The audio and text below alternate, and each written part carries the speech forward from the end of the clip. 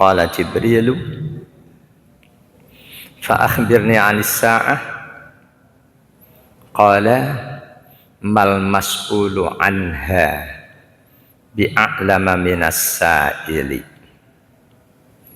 Ini pertanyaan terakhir, bagian akhir dari percakapan antara malaikat Jibril alaihissalam dan Rasulullah Muhammad sallallahu alaihi wasallam di hadis ke-60 bab yang kelima. Setelah sebelumnya Jibril ngajuin pertanyaan apa itu Islam, oleh Rasulullah dijawab, beritahukan padaku apa itu iman, oleh Rasul pun dijawab. Lalu yang ketiga, beritahukan juga kepadaku apa itu ihsan, dijawab juga oleh Rasul. 3 pertanyaan itu setiap kali Rasulullah selesai menjawab, sang penanya malaikat Jibril selalu ngasih komentar, sodakta, jawabanmu benar. Lalu pertanyaan yang keempat, fa akhbirni 'anis sa'ah, beritahukan kepadaku tentang kiamat.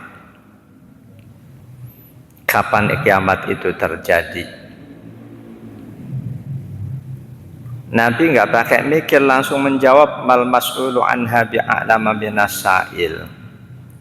Orang yang ditanya dalam masalah kiamat, kapan kiamat terjadi, itu sama-sama nggak tahu dengan yang bertanya.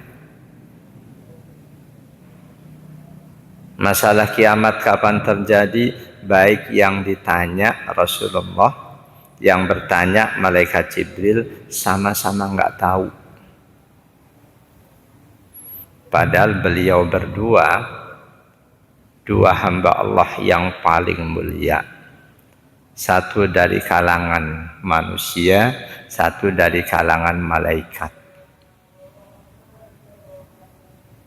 Kata musannif kitab Dalilul Falihin,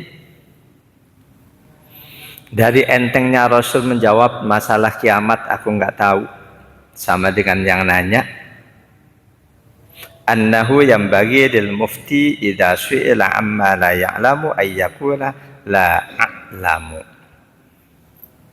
Sebaiknya siapapun dalam masalah agama, ketika ditanya dan dia nggak tahu, jangan berat hati untuk menjawab aku tidak tahu.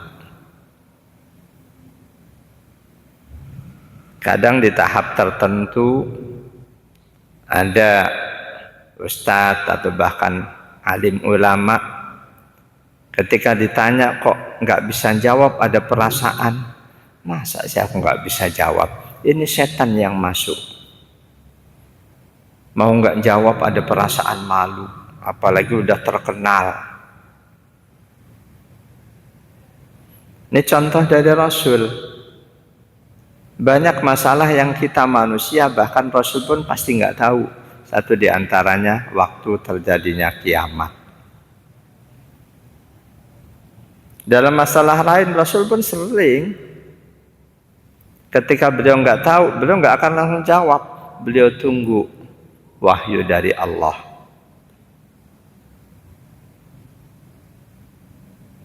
Ketika sekali Rasul menjanjikan, memang aku nggak tahu, besok aku jawab, nggak pakai insya Allah, justru ditegur oleh Allah. Karena kapan datangnya wahyu dari Allah, bukan Rasulullah yang menentukan. Walaupun Rasul sangat menginginkannya Allah turunkan wahyu, tetap Allah itu tidak bisa disetir oleh Rasulullah, apalagi oleh kita. Kita minta rezeki banget mintanya, kalau memang Allah belum waktunya ngasih, Allah nggak akan ngasih kita. Itu berkaitan dengan kisah Ashabul Kahfi. Rasul baru kisah awal, intinya belum. Ketika para sahabat nanya, ya Rasul lanjutkan, besok aku lanjutkan.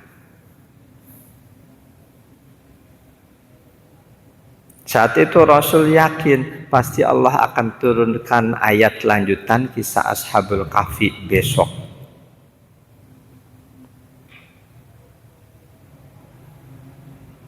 Kebetulan Rasul ngucapin itu nggak pakai insya Allah. Oleh Allah ditegur dengan cara besok ayat yang diinginkan tidak diturunkan. Bahkan sampai satu riwayat menyebut sampai 15 hari nggak diturunkan oleh Allah. Selanjutnya ketika diturunkan bukan ayat jawaban kisah lanjutan Ashabul Kahfi, melainkan justru teguran untuk Rasulullah Sallallahu Alaihi Wasallam.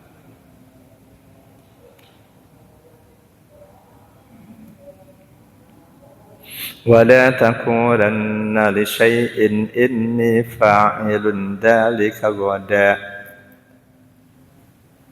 إلا أن يشاء الله.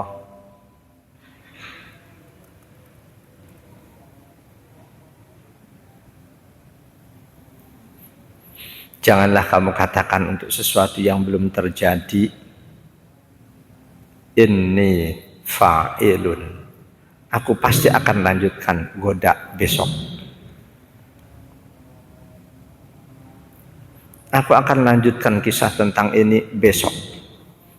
Al-Kahfi ayat 23. Lanjutannya, illa ayyasha Allah, kecuali jika Allah menghendaki. Nah itu apapun yang belum terjadi, walaupun kita mantap yakin besok akan kita lakukan, jangan lupa insya Allah.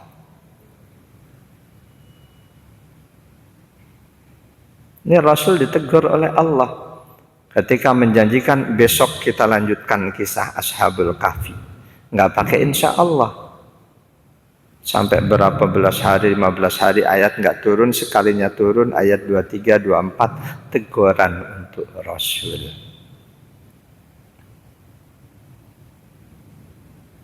Baru berikutnya setelah ayat teguran 2 ayat 25 dan selanjutnya kembali ke kisah Ashabul Kahfi.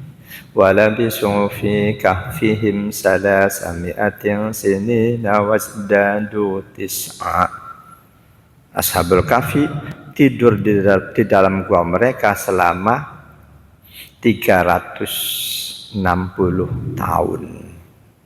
Kita tidak sedang mengisahkan itu.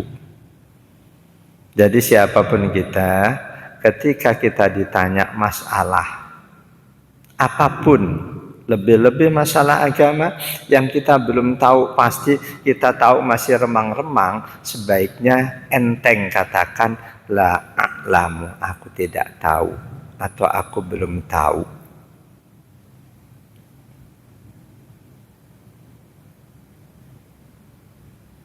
Bahkan selanjutnya menjadi perintah Rasul, siapapun yang nggak tahu katakan aku nggak tahu.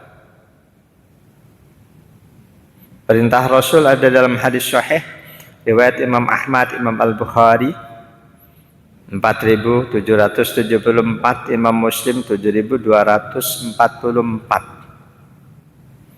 An Masruq radhiyallahu anhu qala, dari seorang tabi'in namanya Masruq radhiyallahu an, beliau berkata, bainama rajulun yuhaddisu fi Kindah, suatu hari ada seseorang bicara masalah agama di wilayah Kindah. Faqala, kata orang itu, ini omongan si orang ini yang sok alim ini didengerin oleh seorang tabi'in, ulama tabi'in, Masruq. Kata orang itu, yaji'u dukhanun yaumal qiyamati, di hari kiamat nanti akan datang asap. Fayakhudhu bi asma'il munafiqina wa absarihim, asap itu akan mengenai setiap orang munafik, karena asap itu pendengaran mereka hilang fungsinya, mata mereka pun hilang fungsinya. Ya'khudul mu'mina kahayati zukam. Sedangkan asap itu juga mengenai orang-orang yang beriman, tapi seperti orang kena flu aja.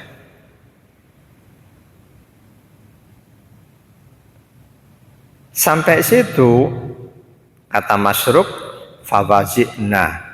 Aku kaget. Kok berani-beraninya dia mengisahkan hal ini? Bahwa dia tanda kiamat akan ada asap, betul. Mengenai orang kafir, orang munafik, mata mereka, penglihatan mereka, pendengaran mereka jadi hilang. Itu dari mana?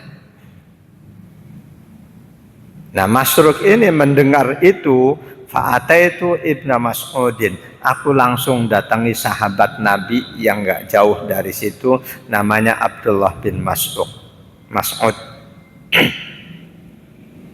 Wa kana muttaqian, saat itu Abdullah bin Mas'ud sedang tiduran. Tiduran dengan menyangga kepala pakai tangan, muttaqian. Fagodiba, aku sampaikan tentang adanya orang yang mengisahkan kiamat tanpa sumber yang sahih.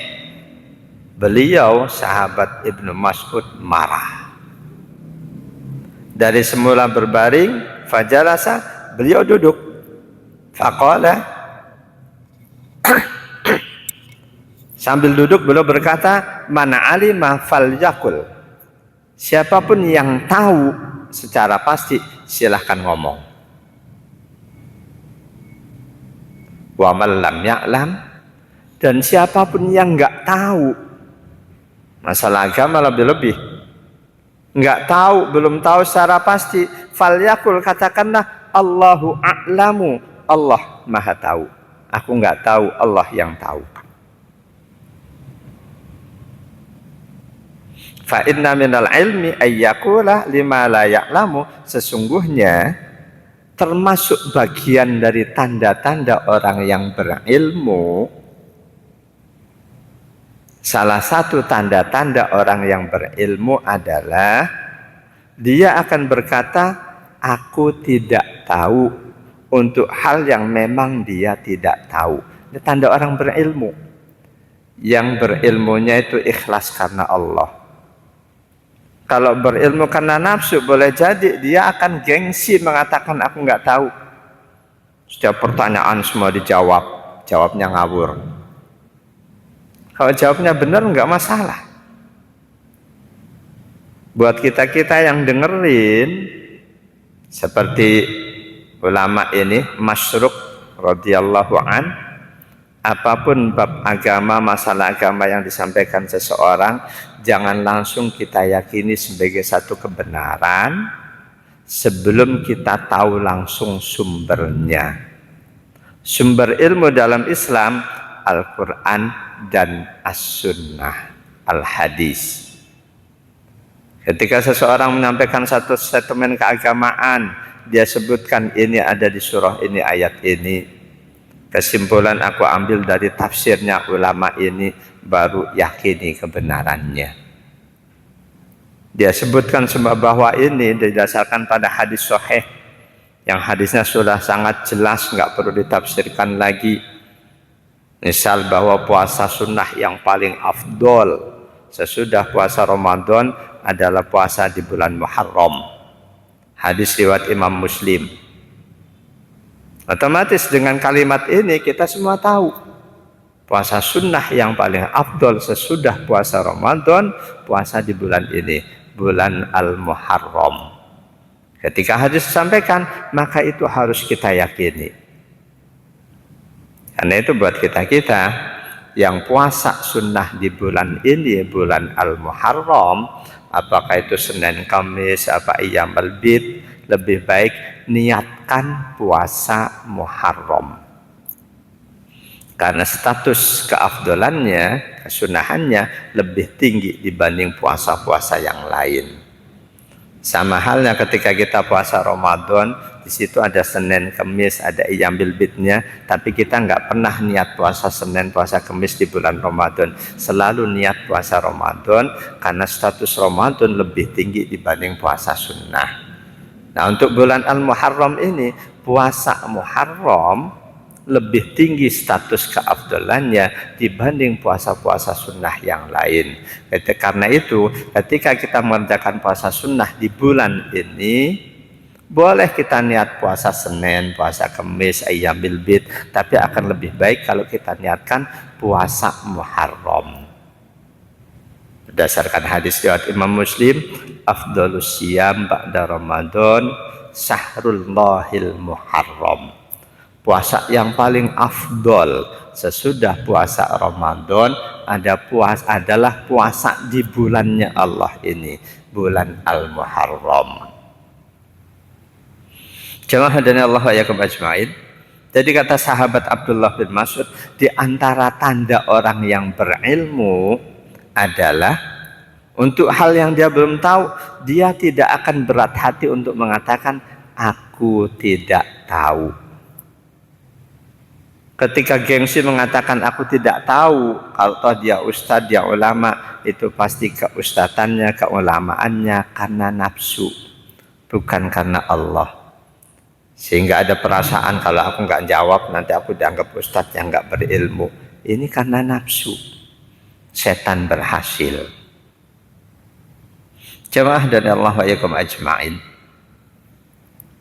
Di hadis yang lain, Anil Abbas bin Abdul Adim yaqul.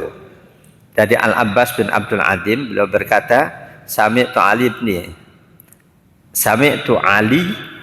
Ali ibnal Madini yaqul. Aku pernah mendengar Ali bin Al-Madini berkata, la a'lamu fil hajimi wal mahjumi hadisan as-sahhu min hada. Dalam masalah orang yang membekam dan orang yang dibekam, aku tidak mengetahui ada hadis yang lebih sahih dibanding hadis ini. Sudah tentu beliau katakan itu setelah beliau teliti sampai saat itu ternyata ini hadis yang paling sahih dalam masalah ini. Jamaah dan Allah wa iyyakum ajma'in.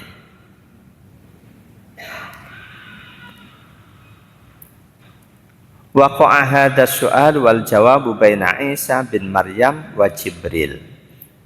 Tanya jawab serupa antara Jibril dengan Rasulullah Muhammad juga terjadi antara Nabi Isa bin Maryam dengan Jibril alaihi salam. Lakin Isa kana sa'ilan wa Jibril kana mas'ulan. Hanya saja formatnya Nabi Isa yang nanya, Jibril yang jawab. Tanya jawab antara beliau dengan Rasulullah Muhammad, Jibril yang nanya, Rasulullah yang jawab.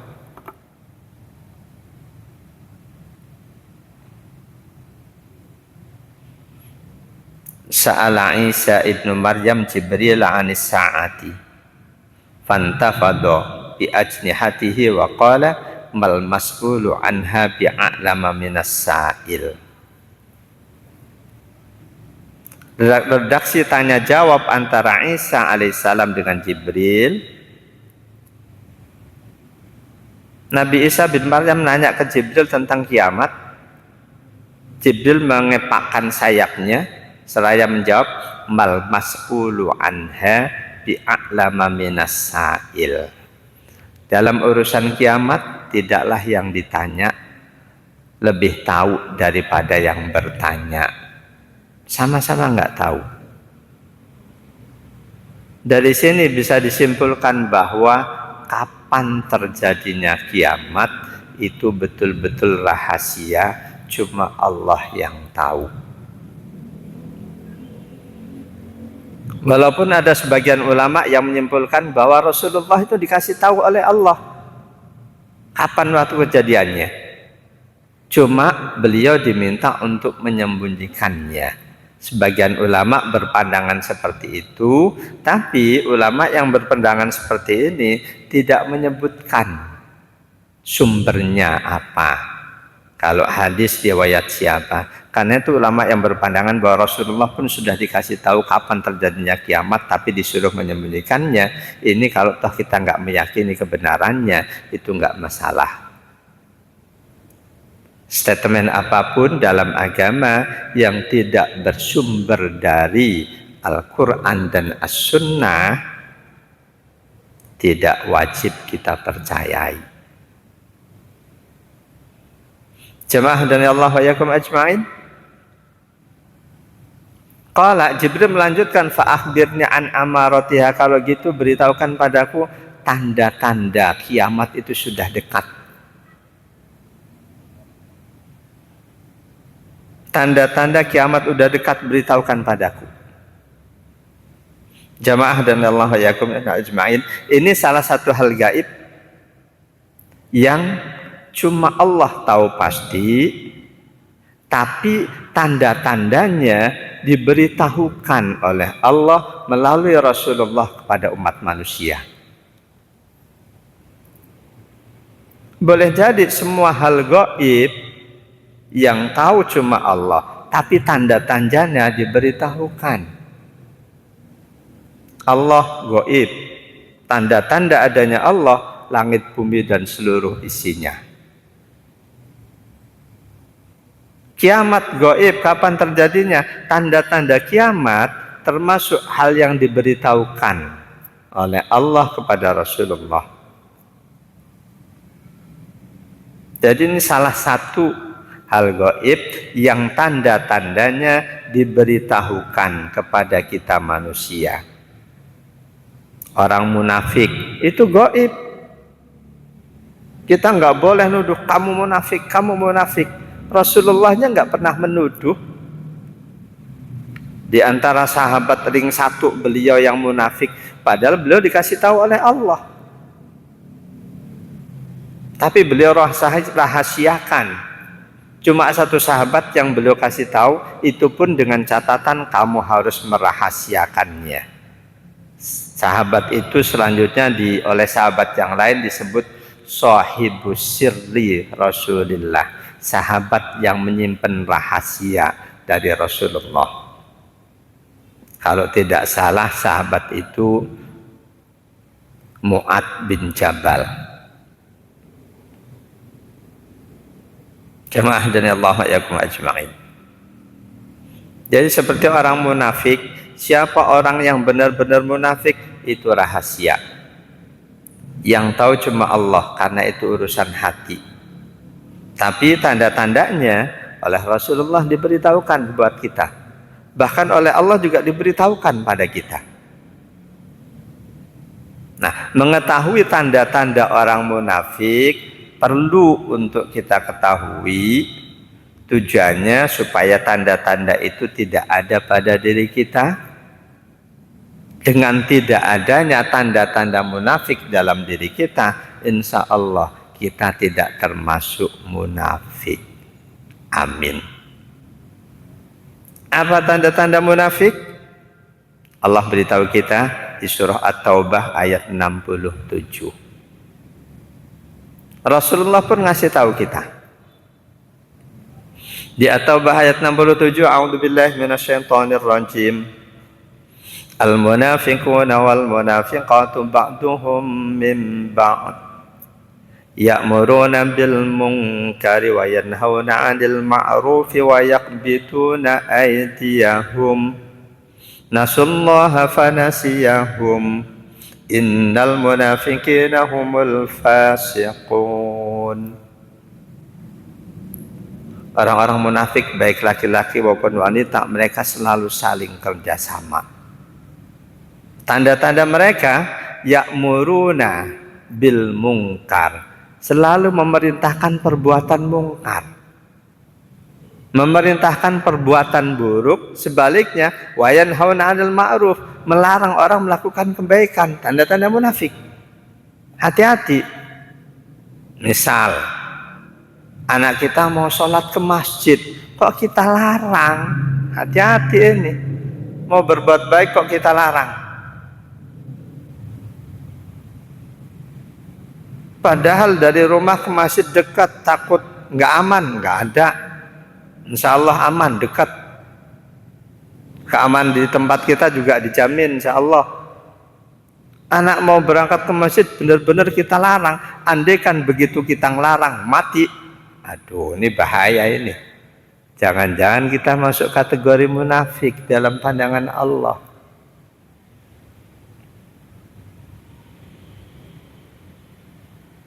Jadi di At-Taubah 67 tanda-tanda munafik yang pertama, mereka selalu lebih suka memerintahkan keburukan, kemaksiatan, dosa daripada kebaikan. Tetangga akrab kita mau ngadain hajatan, dia nanya, sebaiknya kita ngadain hiburan apa ya? Kok kita kasih saran ngadain kemaksiatan? Panggung hiburannya orkes langsung dangdut yang artisnya buka aurat. Bukan kita saranin ngadain tablik akbar. Hati-hati. Tanda munafik berikutnya di ayat yang sama, wa yakbiduna aydahum, pelit. Selalu menggenggam tangan. Ini kiasan dari orang yang pelit. Kenceng banget megangnya. Kalau ada di diri kita jiwa pelit, hati-hati. Salah satu tanda munafik yang Allah sebutkan, pelit. Lalu berikutnya, nasullaha. Mereka orang munafik sering melupakan Allah. Dalam arti enteng maksiat. Ketika lagi beli belanja misal, pedagangnya nggak ngeliat,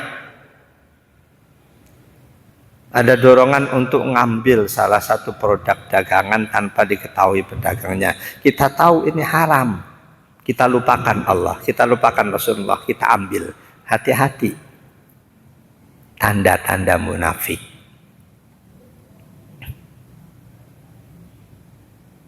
Jadi munafik, siapa yang betul-betul munafik itu rahasia yang tahu cuma Allah.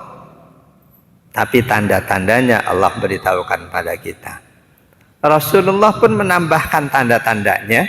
An Abi Hurairah radhiyallahu anhu an Nabi sallallahu alaihi wasallam qala, dari sahabat Abu Hurairah radhiyallahu an, dari Nabi sallallahu alaihi wasallam beliau bersabda, ayatul munafiki salasun. Tanda-tanda munafik itu 3. Kalau kita gabung tanda munafik gak cuma 3. Di hadis ini tanda munafik 3. Di ayat tadi ada 3. Berbeda tanda munafik di ayat tadi atau At-Taubah 67 dengan di hadis ini. Kata Rasul, tanda-tanda munafik ada 3. Idza hadasa kadzaba. Jika dia bicara, isinya dusta. Hati-hati. Jika bicara isinya dusta. Yang kedua, wa idza wa'ada akhlafa. Setiap kali dia berjanji, dia salah janjinya. Dia tidak tepati. Salah satu hikmah kenapa waktu sholat 5 waktu berpindah-pindah, ini untuk melatih kita tepat waktu. Dalam hal tepat waktu, Masya Allah, ini na'udzubillah. Di negara kita ada istilah jam karet. Itu gambaran untuk orang yang selalu tepat waktu atau tidak tepat waktu. Tidak tepat waktu. Janji jam sekian, molor. Jika berjanji, dia menyalahi. Salah satu tanda munafik. Nah, itu masing-masing kita. Kita janji dengan teman jam sekian. Saya membiasakan diri ketika janji jam berapa saya tepati. Ketika dia nggak datang, saya kasih toleransi 10 menit, nggak ada, saya tinggal. Ketika dia nelpon, tadinya kan jam sekian, saya kasih toleransi 10 menit, kamu nggak ada, saya tinggal. Ngelatih untuk tepat waktu. Jadi jangan dikira tidak menepati janji itu hal sepele. Tanda-tanda munafik. Lalu yang ketiga, wa idza tumina khana, ketika dipercaya khianat. Ini tanda munafik. Ini hadisnya riwayat Imam Ahmad, Imam Al-Bukhari nomor 33, Imam Muslim 220, At-Tirmidzi dan An-Nasa'i. Jamaah dan Allah wa iyyakum ajma'in. Di ayat tadi 3, di hadis ini 3. Di ayat yang lain ada lagi tanda munafik. Di surah Al-Anfal ayat 2 sampai 4. Maaf, tanda munafik tadi 6. Demikian juga siapa orang yang betul-betul mukmin, itu pun rahasia.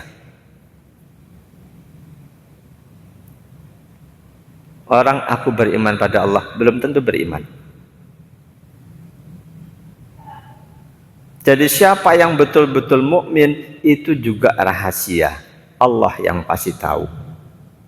Ketika datang seseorang mantap bicaranya, selalu bicara agama, wah dia imannya mantap, belum tentu. Belum tentu. Nah, mukmin pun rahasia siapa yang betul-betul beriman, tapi tanda-tanda orang yang beriman. Al-Anfal ayat 2 sampai 4. A'udzubillahi minasyaitonir rajim. Innamal mu'minuna alladzina idza dzukirallahu wajilat qulubuhum. Pertama nih. Tanda orang yang beriman ketika disebut nama Allah, Allahu Akbar, Allahu Akbar, langsung dalam hatinya tuh ada getaran.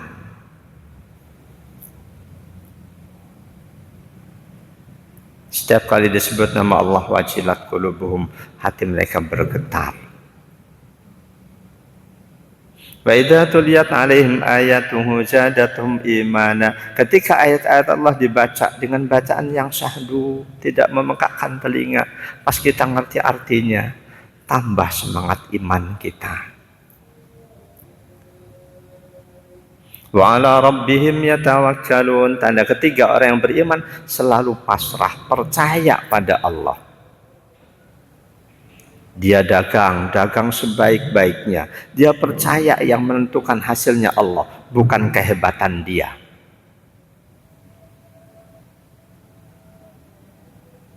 Alladzina yuqimuna shalah. Tanda yang keempat, selalu istiqomah menegakkan sholat. Tanda-tanda mukmin yang benar. Ketika sholat masih angin-anginan, belum benar keimanannya. Wa mimma razaqnahum yunfiqun. Tanda kelima, selalu menginfakkan sebagian rizkinya. Punya 1.100 rupiah dia infakkan. Punya 1 miliar mungkin 200 juta dia infakkan.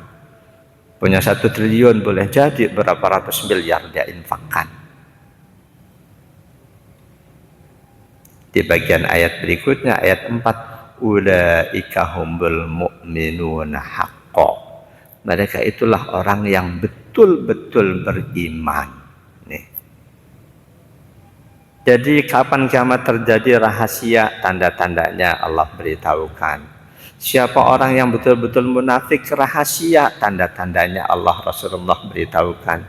Siapa orang yang betul-betul beriman, rahasia, tapi tanda-tandanya Allah beritahukan. Termasuk siapa yang akan jadi penghuni surga, akan jadi penghuni neraka, itu pun rahasia, tapi tanda-tandanya oleh Rasulullah diberitahukan. Nah, malaikat Jibril nanya ke Rasul, kalau memang kamu nggak tahu kiamat kapan terjadi, beritahukan kepadaku tanda-tandanya wahai Rasul. Di hadis ini ada dua tanda-tanda kiamat yang diberitahukan oleh Rasul kepada malaikat Jibril. Pertama, antalidal amatu rabbataha. Ketika seorang budak melahirkan sayyidnya. Apa maknanya? Dalam kitab Ad-Dibaj ala Muslim, qala An-Nawawi rahimahullah, Imam Nawawi berkata, al-aksaru minal ulama iqalu wa ikhbarun an kasratis sarari wa awladihinna. Yang dimaksud oleh Rasul ini ketika masa banyak wanita simpanan, banyak wanita yang menjual diri, sekaligus mereka punya anak, nggak tahu siapa suaminya, siapa bapaknya. Itu tanda-tanda kiamat. Ketika anaknya lahir, si anak itu jadi presiden misal, otomatis emaknya ini jadi rakyatnya. Ketika rakyat melahirkan presidennya, ketika budak wanita melahirkan tuannya. Seorang budak wanita hamil, anaknya lahir, si anak ini merdeka. Ketika yang menghamilinya itu sayyidnya, budak melahirkan sayyidnya. Tapi kata Imam Nawawi, mayoritas ulama menyimpulkan apa yang disampaikan Rasul di sini tanda-tanda kiamat yang pertama, ketika banyak wanita menjual diri. Apakah sebagai wanita simpanan, yang selanjutnya mereka melahirkan anak 10 dari laki-laki 10. Naudzubillah. Kalau itu dari pernikahan yang sah sih nggak masalah, walaupun tanda tidak baik. Anak pertama bapaknya ini, kedua ini, naudzubillah. Tanda nggak baik. Dan tanda yang kedua, wa antaral huffatal urratal alata ru'a asya'i yatatawaluna fil bunyan. Ketika kamu saksikan banyak orang yang sebelumnya dia nyeker, pakaian aja nggak utuh, dia miskin, penggembala kambing, tapi selanjutnya dia berbangga-banggaan dengan bangunan mewah, kendaraan mewah, pakaian mewah.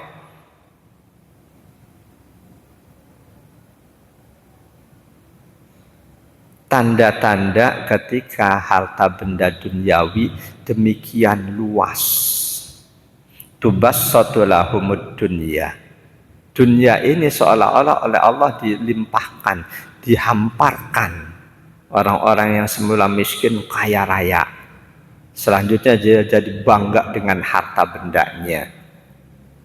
Saat ini banyak miliarder. Dari kalangan kecil, bahkan sekolah SD aja nggak lulus. Melalui YouTube dan lain sebagainya. Ada, saya tahu itu ada di antaranya, dia tinggal di Kalimantan, SD nggak lulus. Punya subscribe jutaan, duitnya tiap bulan dapatnya miliaran. Silakan buka tuh, ada YouTube Gondrong Labanan. Banyak yang lain. Walaupun nggak sedikit youtuber yang rizkinya berlimpah, mereka perhatian, jiwa sosialnya tinggi. Wallahu a'lam, semoga saja ikhlas. Jamaah dan Allah wa iyyakum ajmain. Setelah malaikat Jibril dapat jawaban ini, summan tolakok, beliau pergi. Falabistu malian, sahabat terdiam. Enggak lama Rasul ngomong, ya Umar, wahai Umar, atadri manis sa'il, kamu tahu nggak siapa yang nanya? Yang nanya masalah ini tadi siapa? Kuntu, kata Umar bin Khattab, Allah wa Rasulu a'lam, Allah dan Rasul yang tahu. Qala, kata Rasul, fa innahu Jibrilu. Tadi itu Jibril. Jadi pada saat terjadi tanya jawab, nggak ada sahabat yang tahu siapa orang yang nanya itu. Rasul kasih tahu di bagian akhir, atakum yu'allimukum amrodinikum. Dia sengaja datang ke sini untuk mengajarkan kepada kalian perkara agama kalian ini. Wallahu a'lam bishawab. Semoga Allah lapangkan dada kita, Allah jernihkan beningkan pikiran kita untuk mengambil pelajaran dari kisah tanya jawab ini. Semoga dengan ini iman Islam kita semakin meningkat. Amin ya rabbal alamin. Subhanakallahumma wa bihamdika asyhadu an la ilaha illa anta astaghfiruka wa atubu ilaik. A'udzu billahi minasyaitonir rajim. Bismillahirrahmanirrahim.